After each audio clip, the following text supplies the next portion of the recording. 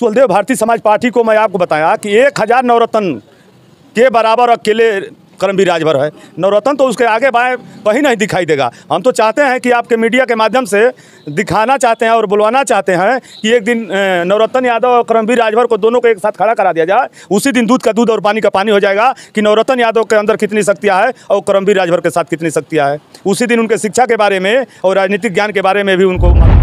कल्याणीपुर में शिव मंदिर प्रांगण में भव्य अभिषेकात्मक रुद्र महायज्ञ का आयोजन किया गया है, जिसका निमंत्रण कार्ड हम माननीय मंत्री जी ओम प्रकाश राजभर जी एवं उनके सुपुत्र अरविंद राजभर जी को देने आए हैं, ताकि आप लोग एक सनातनीय भी हैं, आप सभी राजनीति दौर से भी आप लोग गुजर रहे हैं और सनातन धर्म को भी आप सभी को आगे लेकर प्रकाश राजभर जी के कारमा को आगे बढ़ाने के लिए, माननीय अरविंद राजभर जी के मिशन को आगे बढ़ाने के लिए नवरत्न यादव जैसे अगर 1000 कह लीजिए 1000 अगर पैदा होंगे नवरत्न यादव तो उसमें एक केवल कर्मवीर राजभर ऐसा है कि वो अकेले 1000 पर अकेले कर्मवीर राजभर भारी पड़े। क्षेत्र में घोसी लोकसभा के क्षेत्र में एक जगह है मटही के बगल में कल्याणीपुर, वहाँ पर अभिषेकात्मक ध्वज का मैं आयोजन किया हूँ, जिसका ध्वजारोपण मैंने अरविंद जी के द्वारा कराया था और उसी के उपलक्ष्य में मैं निमंत्रण कार्ड देने के लिए यहाँ पर कार्यालय में आया था।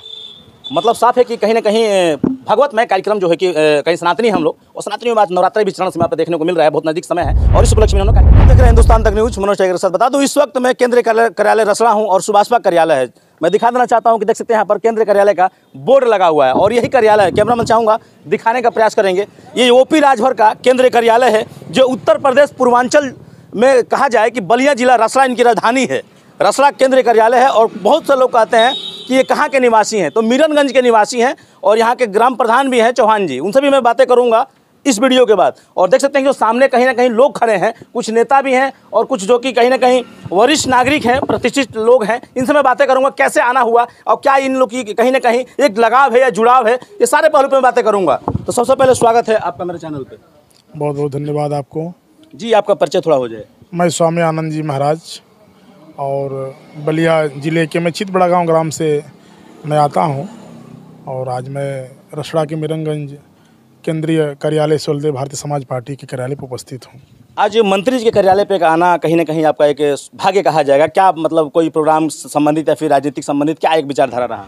कोई सौभाग्य तो मैं अपने को नहीं मानता हूँ, लेकिन इतना ज़रूर है कि पहले से राजनीतिक स्तर से भी देखा जाए तो मैं नगर पंचायत चितबड़ा गांव का पूर्व चेयरमैन का छोटा भाई होने के नाते राजनीतिक व्यवस्था के अंतर्गत पहले से परिचित हैं हम लोग। और अरविंद जी जब मंत्री थे, आज नहीं मंत्री हैं, आज लोकसभा प्रत्याशी हैं घोसी के, उसके उपरांत भी बड़ा अच्छा लगाव है। और मैं यहाँ पे इस संबंध में ये आए और देखा जाए कि अभी कार्यक्रम कितने दिन चलेगा और स्टार्टिंग हो गया है, दौर क्या चल रहा है? अब स्टार्टिंग नहीं है, तैयारियां जोरों पे चल रही है। जगह मंडप तैयार हो चुका है, जगह परिसर तैयार हो चुका है और कार्यक्रम आगामी 20 अप्रैल से लेकर 26 अप्रैल तक है।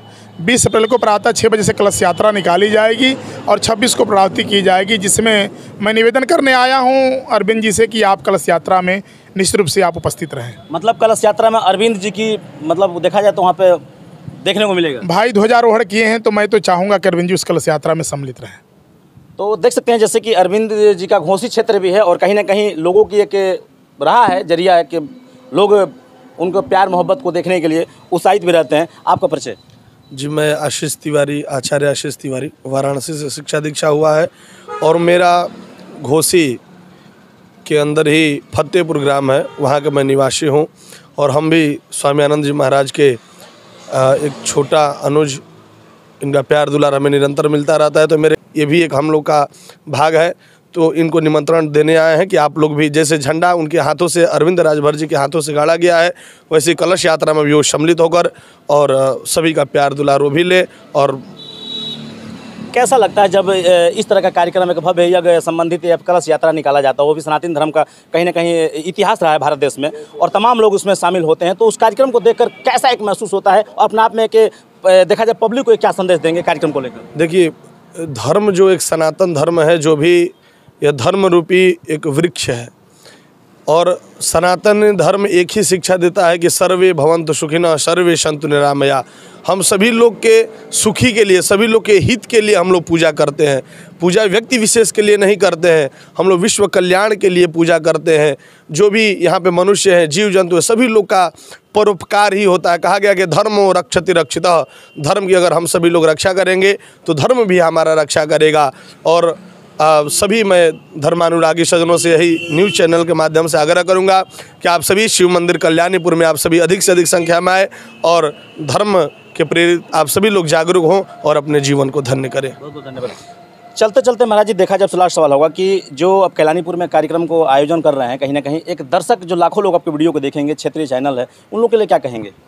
उन लोगों की क्या कहना है, देखिए यज्ञ से ऐसी कोई चीज़ नहीं है जो न प्राप्त हो। जैसे प्रमाण मिलता है कि महाराज चक्रवर्ती सम्राट ने 10 नहीं 60,000 वर्ष तक राज्य किया, लेकिन पुत्र नहीं हुआ। और जब यज्ञ किया गया, पुत्रिष्टिक यज्ञ किया गया, तो 4-4 पुत्रों का प्रादुर्भाव हुआ था।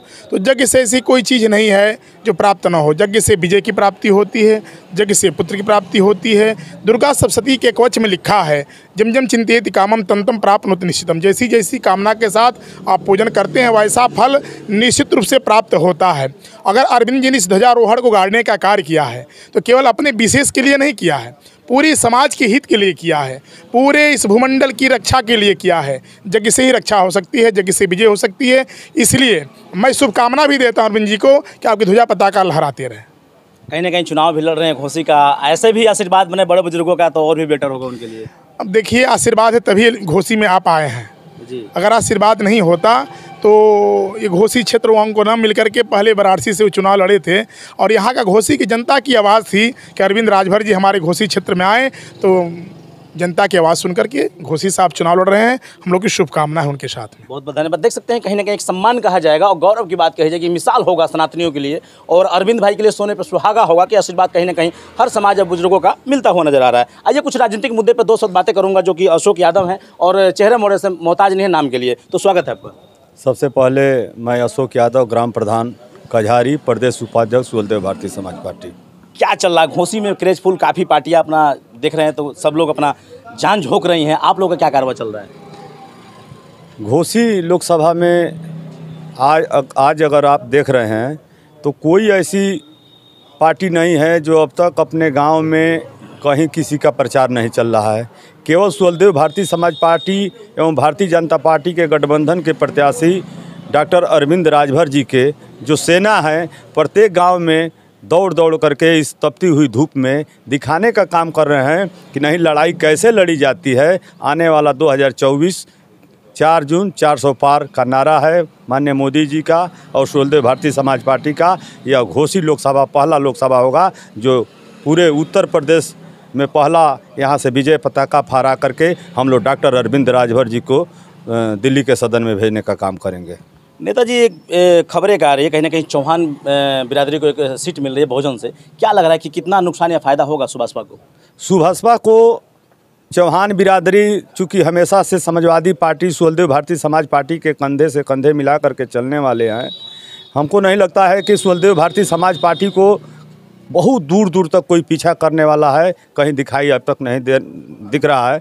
आने वाला जो अभी समय है, हमको तो ये लग रहा है कि जस जस समय नज़दीक आएगा सुहलदेव भारतीय समाज पार्टी का पीछा बहुत दूरों दूरों तक दिखाई देने वाला नहीं है। मतलब साफ है, मोदी लहर में छड़ी का जो कि बहार आ गई है और इस बार अरविंद राजभर का तिलक लगना निश्चित हो गया है। इस बार 24 में जो घोसी का परिणाम आएगा, आप देखिएगा, ये बहुत ही ज़्यादा वोटों के अंतर के साथ हम लोग चुनाव जीतने जा रहे हैं।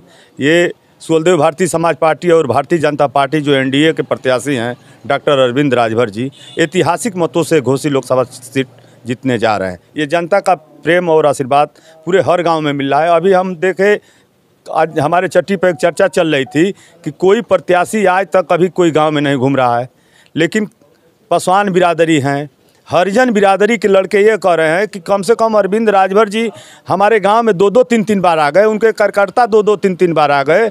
आज तक कोई प्रत्याशी हमारे यहाँ चेहरा नहीं दिखाता था और कम से कम अरविंद जी के कार्यकर्ता और अरविंद जी स्वयं 2-2 3-3 बार हम लोग के गाँव में आ चुके हैं। तो हम लोग से इतना बढ़िया बेटर कोई प्रत्याशी हो नहीं सकता है। इसलिए हम लोग को कोई पार्टी पौवा नहीं देखना है, हम लोग को केवल अरविंद राजभर जी और छड़ी निशान पर मोहर हम लोग को दबा करके इनको दिल्ली के सदन में भेजने के लिए नौजवान प्रेरित हो रहे हैं और आगे चढ़ बढ़ करके हिस्सा लेने का काम कर रहे हैं। एक वीडियो काफ़ी तेज़ी से वायरल हो रही है। करमवीर राजभर एक छोटा सा नन्हा बालक है, 9 साल का, महज दूसरी क्लास में पढ़ने वाला, और नवरत्न यादव को जवाब सवाल पर दिया जा रहा, शर्त भी लगा रहा है, उसका जवाब भी नवरत्न नहीं दे पा रहे हैं। क्या कहेंगे? करमवीर राजभर पढ़ा लिखा लड़का है, वो अच्छे शिक्षा ले रहा है। नवरत्न यादव के जैसे वो लवारिस जैसा नहीं घूम रहा है। चूँकि नवरत्न यादव की जितनी सोच है उसके कई गुना करमवीर राजभर की सोच है कि वो पढ़ लिख करके स्वास्थ्य के बारे में, शिक्षा के बारे में, महात्मा गांधी के बताए हुए रास्ते पर करमवीर राजभर चलने का काम कर रहा है और पढ़ाई पढ़ करके एक अच्छा नेता बनने के अग्रसर होने के लिए करमवीर राजभर तैयार हो रहा है, जो कि हम लोग के पार्टी से जुड़ाव भी हुआ कि स्टार प्रचारक के रूप में घोसी में प्रचार प्रसार करेंगे। अभी चूँकि घोसी का जब चुनाव प्रचार शुरू हुआ तो हमारे ही गांव कजहारी से माननीय नेताजी का पंचायत सचिवालय का उद्घाटन हम लोग कराए और सुहेलदेव जयंती का कार्यक्रम हम लोग कराए। उस कार्यक्रम में करमवीर राजभर आए और माननीय मंत्री जी का अपने भाषण से उनका दिल मोहने का काम किए। तो मैं जानता हूं कि जब माननीय मंत्री जी को मोहने का काम कर रहा है तो करमवीर राजभर जिस दिन अपने क्षेत्र में निकल करके गांव-गांव, गली-गली में जिस दिन जाना शुरू कर देगा तो ऐसे तमाम हजारों नवरत्न उसके पीछे पीछे घूमने का काम करेंगे। ऐसे करमवीर राजभर सुहेलदेव भारतीय समाज पार्टी के साथ कदम से कदम मिला करके चलने के लिए तैयार है। मतलब साफ है कि नवरत्न से भी बड़ा वो रतन है करमवीर राजभर, सबको पता चल जाएगा। जी। बहुत बहुत धन्यवाद। देखें कि सुभाषपा के नेता हैं, इन्होंने भी कहीं ना कहीं दोनों लोग को डिबेट चाहते हैं और एक ही मंच पे और मीडिया के समक्ष। तो आइए कुछ लोग और उनसे भी मिलूंगा। आपका परिचय? आप सबसे पहले तो आपको बहुत बहुत बधाई और आपके चैनल को बहुत ढेर सारी शुभकामनाएं। ग्राम प्रधान नागपुरा रणधीर कुमार पासवान उर्फ गुड्डू पासवान। क्या लग रहा है पासवान समाज का वोट अरविंद राजभर को कितना सफलतापूर्वक मिल रहा है, दिला पा रहे हैं आप लोग? हम लोग तो अपने जहाँ भी हमारा समाज है पासवान का, मैं देख रहा हूँ कि पूरा 100 में 100% वोट जा रहा है। अरविंद 100 में 100%? 100 में 100% जा रहा है। मतलब साफ है कि इस बार एनडीए की सरकार दोबारा बनने जा रही है, छड़ी निकल रही है। छड़ी निकल रही है, दोबारा सरकार बनने जा रही है और बहुत लगन के साथ माननीय अरविंद राजभर जी को भारी मतों से जिताने का प्रयास कर रहे हैं हम लोग। इंडिया गठबंधन वाले कह रहे हैं कि चौहान समाज और पासवान समाज कहीं ना कहीं राजभर समाज भी करते हुए नजर आ रहे हैं। यहाँ पे बहुत नेता आए, बहुत नेताओं को देखे हम लोग। हमारी भी उम्र लगभग 35-37 वर्ष के आसपास हो गई है। ये चुनावी राजनीति की बात ही नहीं है। अगर माननीय मंत्री जी हैं, चाहे माननीय अरविंद राजभर जी हैं, हम लोग कभी भी इनके पास आए और समाज के लेकर बात किए या कहीं भी बुलाए, बिना स्वार्थ का इन्होंने खड़े हो गए हम लोग के लिए। चाहे कोई भी समाज हो, चौहान हो, चाहे हरिजन हो, चाहे यादव हो, चाहे पासवान हो, किसी भी जाति के लोग आते हैं, यहाँ मदद मिलती है। ये चुनावी की बात नहीं है कि चुनाव में वोट के लालच से लेकर बिना चुनाव के, बिना वोट के लालच के लेकर कभी भी यहाँ आते हैं तो मदद मिलती है। बहुत बहुत धन्यवाद। जैसे कि मैं बता देना चाहता हूं, विपक्षी पार्टी कितना भी कहे कि ओपी राजभर जुमलेबाज नेता हैं या फिर इस तरह के, देखिए भी यादव समाज के लोग हैं, पासवान समाज के लोग हैं, ब्राह्मण समाज के लोग हैं, तमाम लोगों से मेरी बातें हुई। कहीं ना कहीं एक लगाव है और यहाँ आने के बाद इन लोगों को सम्मान मिलता है, तब जाकर ये समाज कहीं ना कहीं एक साथ खड़े हैं और नजर आ रहे हैं। और उन्होंने पूरा दावा किया कि घोसी का क्रेज हमारे हक में होगा और चुनाव हम जीतने जा रहे हैं 100% तो मिलूंगा कुछ लेटेस्ट न्यूज़ के साथ। घोसी के अंदर बातें होगी ग्राउंड रिपोर्ट पर। जब तक हिंदुस्तान तक न्यूज़। जय हिंद, जय भारत।